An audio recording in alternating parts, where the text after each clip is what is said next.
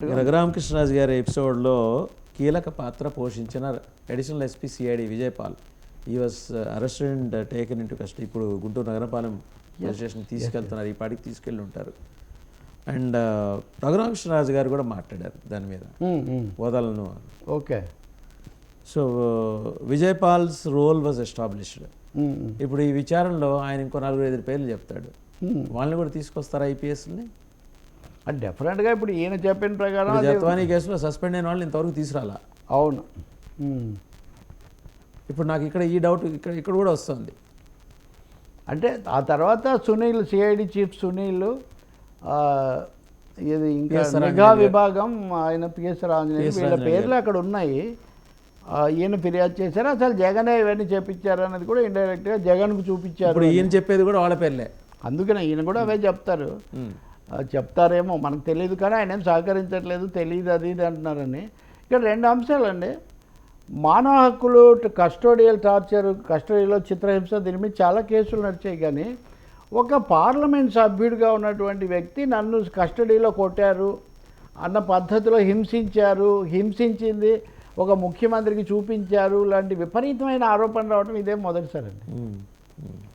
దీన్ని వైసీపీ వాళ్ళు కలిస్తే అంతా వట్టిదే అని చెప్తారు, కానీ ఆయనేమో సుప్రీంకోర్టు దాకా కూడా వెళ్ళాడు కదా. కొట్టిపాడేయడం కాకుండా మానవ హక్కులు లేదా పోలీసుల ప్రవర్తన పట్ల దీంట్లో ఇది ఒక ముఖ్యమైన కేసుగా నిలబడిపోతుంది. ప్రెసిడెంట్ అంటారు చూడండి, ఇది ఒక దృష్టాంతంగా ఉంటుందనేది నిజం. న్యాయ వ్యవస్థ కూడా దీన్ని చాలా ఖచ్చితంగా దీన్ని విచారించి నిజానిజాలు తేల్చాల్సిన అవసరం ఒకటి ఉంటుంది. మీరు ఇంకోటి కూడా, ఇప్పుడు రామ్ గోపాల్ వర్మలాగా ఈ విజయపాల్ అనే ఈయన అడిషనల్ ఎస్పీ సిఐడిలో సుప్రీంకోర్టు దాకా వెళ్ళారు రిలీఫ్ కోసం.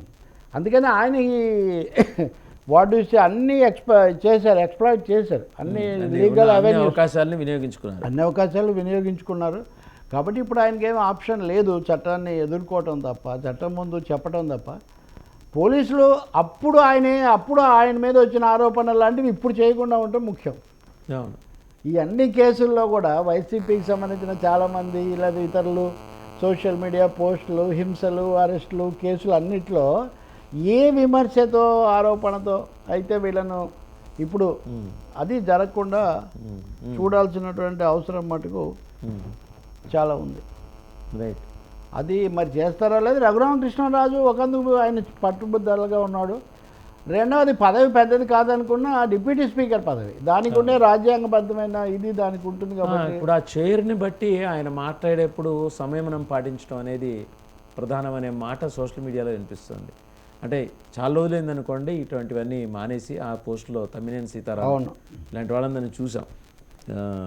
మంచి హోమ్ మినిస్టర్గా ఉద్యోగం చేసి తర్వాత స్పీకర్ అయిన కోడెల శివప్రసాదరావు గారు కూడా ఈ రకమైన అభియోగాలు ఎదుర్కొన్నారు.